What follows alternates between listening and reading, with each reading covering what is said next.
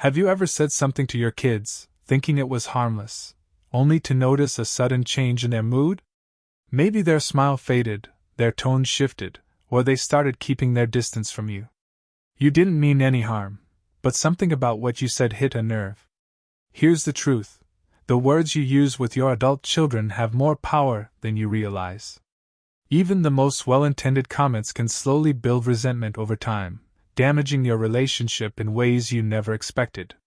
If you're over 60, there are certain sentences that can trigger deep frustration, guilt, or even anger in your kids, words that make them feel pressured, unappreciated, or emotionally drained. And if these phrases become a habit, they can create permanent distance. In this video, we're breaking down 5 things you should never say to your children if you want to keep a strong, loving relationship with them. Some of these might surprise you, because they seem innocent on the surface. But once you understand the impact they have, you'll never look at these phrases the same way again. Stay tuned until the end, because we're not just pointing out the problem, we're also giving you better ways to communicate, so your kids don't just hear your words, but actually feel your love and respect. Before we begin, if you're enjoying these videos on how to navigate relationships, aging, and personal growth, go ahead and hit that like button. It helps spread these important lessons and keeps the conversation going. And if you haven't subscribed yet, make sure to do so, and turn on the notification bell, so you never miss a new video. Sentence number 1. I did so much for you, and this is how you repay me? Have you ever found yourself thinking about all the sacrifices you made for your children? The sleepless nights when they were babies, the financial strain, the times you put your own dreams on hold just to give them a better life? It's natural to feel that way. After all, parenting isn't easy, and you poured your heart and soul into raising them. But bringing up your sacrifices as a way to guilt them into doing something for you is one of the quickest ways to create resentment. When you say something like, I did so much for you, and this is how you repay me, what they actually hear is, you owe me for your entire childhood. I didn't help you out of love, I did it expecting something in return. No matter what you do now, it will never be enough. Even if that's not what you meant, that's how it feels on their end. And that feeling? It plants the seeds of guilt, frustration, and eventually distance. Why this sentence creates resentment? Think about it from your child's perspective. Most adult children already feel some level of responsibility toward their aging parents. They might be juggling their own families, careers, and personal struggles, all while trying to be there for you. The last thing they want is to feel like their relationship with you is a transactional debt they can never fully repay. If every favor, every visit, every phone call comes with an undertone of, you owe me because I raised you, it turns the relationship into a burden instead of a bond. It also downplays their struggles. You see, when you tell your child, I sacrificed so much for you, they may start to feel like they can't express their own difficulties, because whatever they're going through will never compare to what you went through. Instead of opening up, they shut down. Instead of coming to you for support, they avoid you to escape the guilt. The hidden damage over time: at first, your child may brush off this kind of comment. Maybe they'll feel guilty and try harder to meet your expectations. But over time, something shifts. They stop answering your calls as quickly. They visit less often, because every visit feels like an obligation. They start setting boundaries. Not because they don't love you, but because they can't handle the pressure. And the saddest part? You might not even realize it's happening. You'll think, why don't they call me as often? Why don't they spend more time with me? But deep down, the answer is simple. Nobody enjoys being around someone who makes them feel guilty. What you should say instead: now, let's be clear, you deserve gratitude for everything you've done as a parent. But genuine gratitude comes naturally. It can't be forced, demanded, or guilt-tripped into existence. So instead of saying, I did so much for you, and this is how you repay me, try something like, I'm proud of the person you've become, and I'm grateful for the time we spend together. It means a lot to me when you visit. I love catching up with you. I know you have a busy life, and I appreciate every moment you take to check in on me. Do you see the difference? The focus shifts from guilt to appreciation. Instead of making them feel like they can never do enough, you're letting them know that what they are doing matters to you. And that makes them want to be around you more. Because here's the secret to maintaining a close relationship with your children as they grow older. People gravitate toward where they feel appreciated, not where they feel indebted. If you make them feel guilty, they'll start to pull away. But if you make them feel valued, they'll want to be around you, not out of obligation, but out of love. So the next time you feel tempted to say, "I did so much for you, and this is how you repay me?" Pause. Take a breath. And remember, the best way to be appreciated is to appreciate them first. Now let's move on to the second sentence you should avoid, because this next one? It can completely change the way your child sees you, and not in a good way. Sentence number 2. You never call or visit anymore. Do you even care about me? Have you ever sat by the phone, waiting for a call that never came? Or found yourself wondering why your child doesn't visit as often as they used to? You raised them, loved them, and sacrificed so much for them, so why does it feel like they're slipping away? It's a painful feeling, and it's completely understandable. Nobody wants to feel forgotten. But if you've ever said something like, "You never call or visit anymore, do you even care about me?" you might be doing more harm than good. Because here's the truth, guilt is not the way to bring your child closer. In fact, guilt trips usually have the opposite effect. They push people away. Why this sentence creates resentment at first glance, this phrase might seem innocent. It's just a way of expressing how you feel, right? But to your child, it can feel like an accusation, one that makes them defensive, guilty, and emotionally drained. When you say, "You never call," here's what they might hear instead. "No matter what I do, it's never enough. My life and struggles don't matter, only their feelings do. Talking to my parent feels like an obligation, not something I enjoy." Even if your intention is simply to express that you miss them, framing it as a guilt trip can make them feel pressured rather than loved. And the worst part? It can make them call or visit even less. Why? Because nobody enjoys being around someone who makes them feel like they're constantly failing. Instead of bringing them closer, guilt pushes them further away. Your child's reality. The other side of the story, let's be honest. Life in today's world is overwhelming. Your child might be balancing a demanding job, raising their own kids, managing a household, dealing with stress, or even struggling with their own emotional burdens. That doesn't mean they don't love you. That doesn't mean they don't think about you. But every time they hear a guilt-tripping comment, their stress level rises. Now, instead of looking forward to calling you, they dread it, because they know the conversation will start with guilt. Instead of visiting for joy, they visit out of obligation, and obligations feel like chores. And the moment a relationship feels like a chore, it starts to crumble. The long-term consequences, maybe you say it just once in frustration, and they brush it off. But what happens if they hear it over and over again? They start avoiding phone calls. They see your name on their screen and think, "I don't have the energy for guilt today." So they don't answer. They delay visits. If every visit begins with criticism, "Oh, look who finally decided to show up," then suddenly, visiting feels less like a warm reunion and more like a guilt session. They build emotional walls. Even when they do come around, they might not open up as much.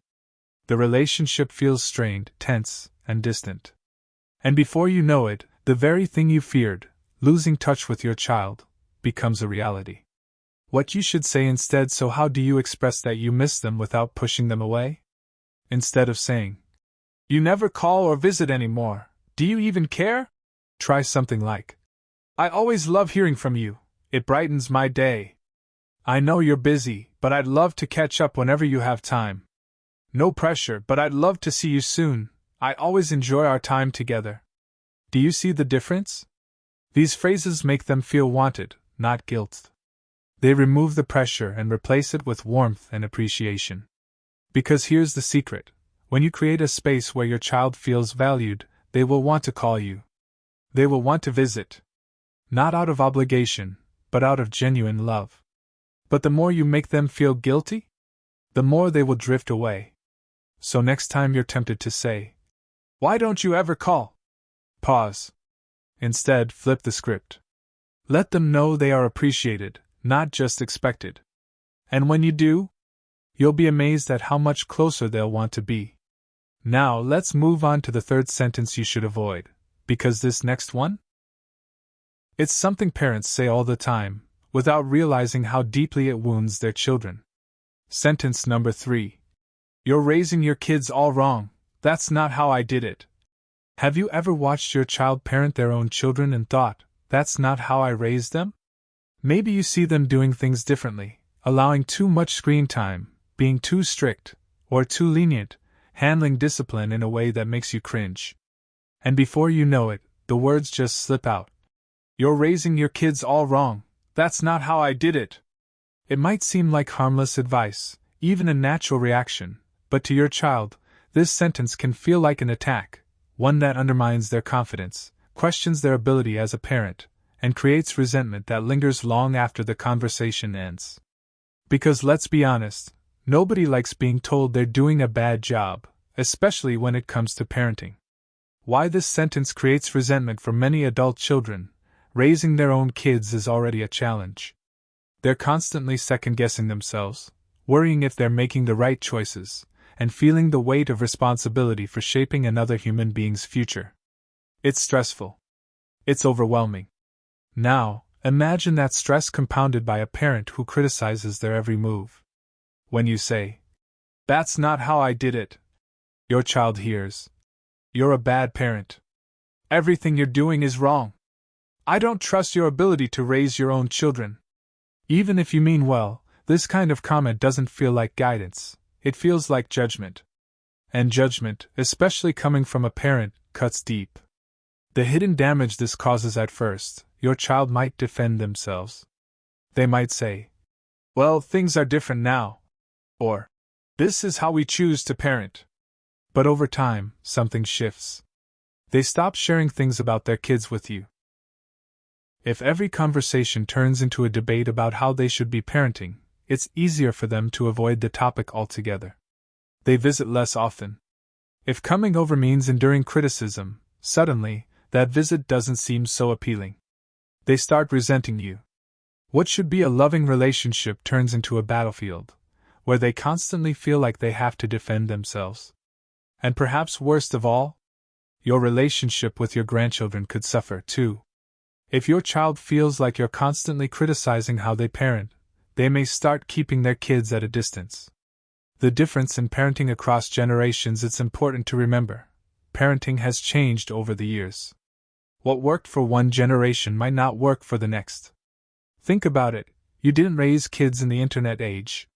Your child is navigating challenges you never had to deal with, like social media, online safety, and an overwhelming amount of parenting advice at their fingertips. Medical and psychological research has evolved. Many parenting techniques from the past, like spanking, forcing kids to finish their plates, or dismissing their emotions, are now seen in a different light. Cultural expectations have shifted. The world your grandchildren are growing up in is completely different from the one you raised your child in. Does that mean your way was wrong? Absolutely not. But it does mean that your child is adapting to a new world in the best way they know how. What you should say instead of saying, "You're raising your kids all wrong." Try one of these approaches. "You're doing a great job. I love seeing how much you care about your kids. Parenting today seems really challenging. I admire how you handle it. If you ever need advice, I'm always happy to share what worked for me." Notice the difference? These statements offer support instead of criticism. They validate your child's efforts while leaving the door open for them to seek your wisdom. On their terms. Because here's the truth, your child doesn't need another critic. They need a supporter. Someone who reminds them that, even when parenting feels overwhelming, they're doing their best. Someone who offers guidance, not judgment. And when you become that person, your child will want to involve you more in their parenting journey. They'll trust you. They'll value your input, not because they feel forced to, but because they know it comes from a place of love. So the next time you feel tempted to say, "That's not how I did it," Pause. Take a step back. And remind yourself, parenting isn't about doing things exactly the way they were done before. It's about doing what works best for the next generation. Now let's move on to the fourth sentence you should avoid, because this next one? It can make your child feel powerless in a way that deeply strains your relationship. Sentence number 4. After everything I've done for you, this is how you treat me? Have you ever looked at your child's behavior? Maybe they forgot your birthday, didn't invite you to an event, or just don't call as often as you'd like, and felt a deep sense of hurt? A feeling like they don't appreciate everything you've done for them? And in a moment of frustration, the words come out. After everything I've done for you, this is how you treat me? It's a sentence filled with emotion. A sentence that comes from years of sacrifice, love, and effort. You gave them everything, your time, your energy, your money, your heart. So how could they be so distant? It's completely natural to feel this way. But here's the problem. This sentence doesn't bring your child closer.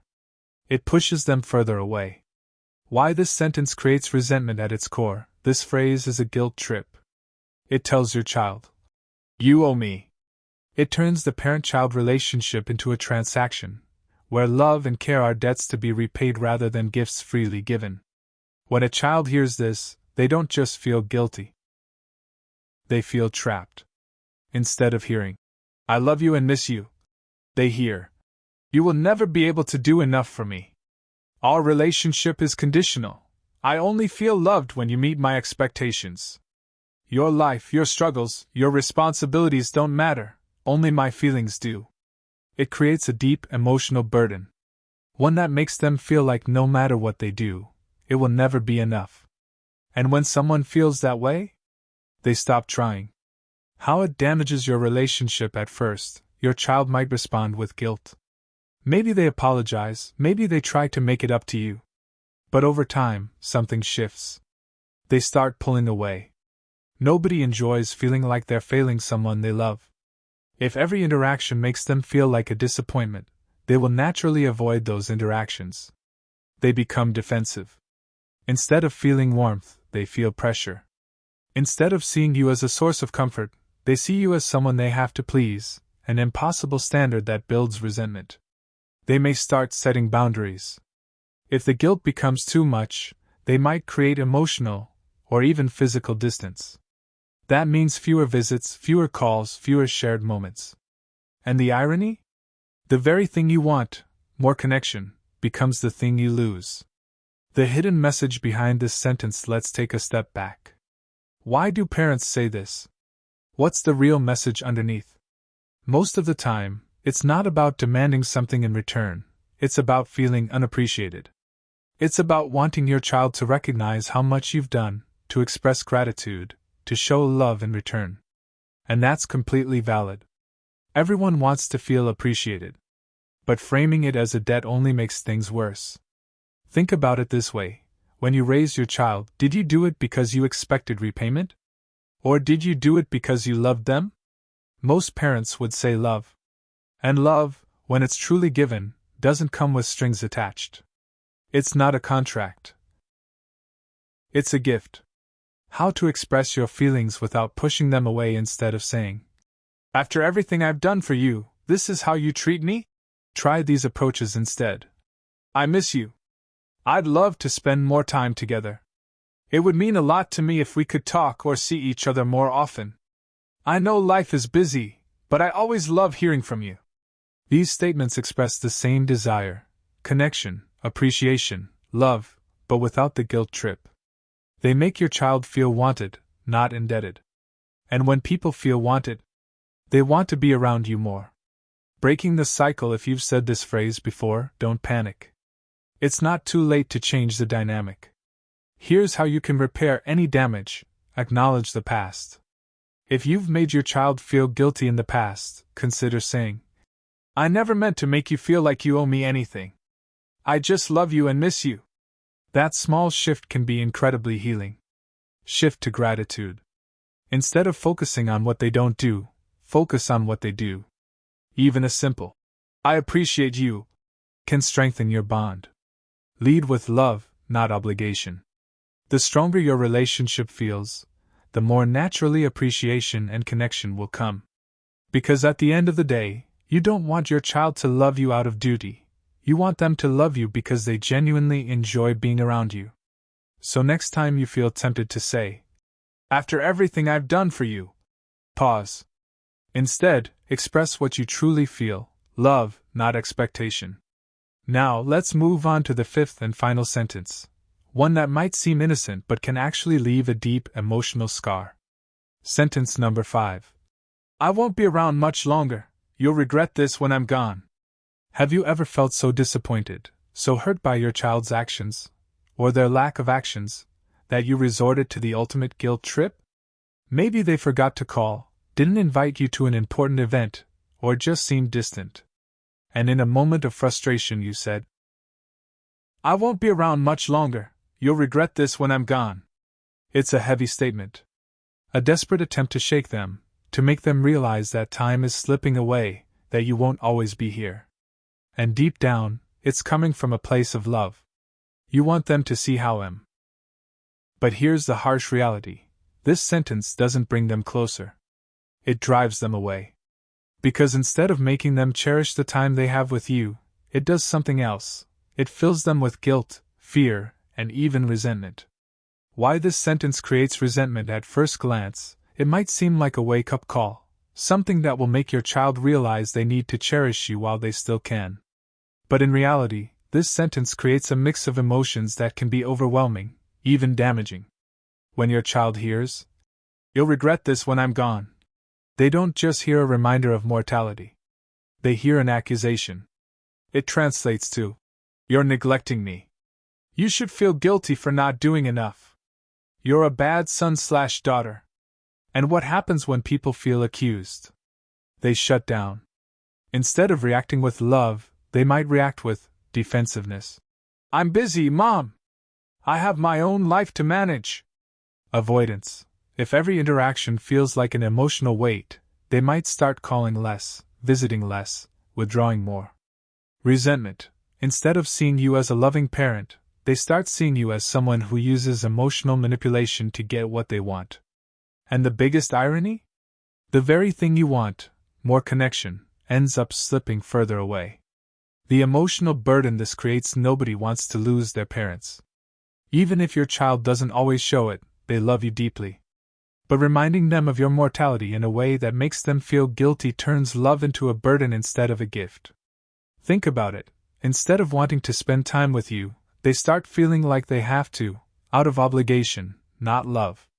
Instead of cherishing the moments with you, they carry an emotional weight every time they see you, feeling like they're never doing enough. Instead of feeling grateful for the time they have, they feel pressured, guilty, and overwhelmed. And guilt is a terrible foundation for a relationship. Love that is forced, that is demanded, doesn't feel like love, it feels like a trap. The alternative, encouraging love without guilt. So how do you express your desire to be closer without pushing them away? Instead of saying, "I won't be around much longer, you'll regret this when I'm gone," try, "I really enjoy spending time with you whenever we can. I'd love to see you more, it always makes my day. I'm so proud of you, and I love being part of your life." See the difference? Instead of making them feel like they're failing you, these statements make them feel valued, loved, and wanted. And when someone feels wanted, not out of obligation, but because they bring joy, they naturally want to spend more time with you. The power of letting go of expectations. It's a hard truth to accept, but an important one. Your child's life is their own. They love you, but they also have their own responsibilities, families, and struggles. Their distance isn't always about you. And when you release the pressure, something amazing happens. They come back on their own. When they know you love them unconditionally, without guilt or expectation, they feel safe to return. The time you spend together becomes genuine. Instead of being forced, it becomes something they cherish, not something they dread. Your relationship strengthens. Because instead of being built on guilt, it's built on love. Final thoughts at the end of the day. What do you really want? More love? More connection? More appreciation? You can have all of that, But it doesn't come from guilt, pressure, or obligation. It comes from creating a space where your child feels loved, valued, and accepted exactly as they are. So next time you feel tempted to say, "You'll regret this when I'm gone," take a deep breath. Instead, say something that invites love rather than fear. Because love, when it's given freely, always finds its way back. And that's how you build a bond that lasts, not just for now, but for a lifetime.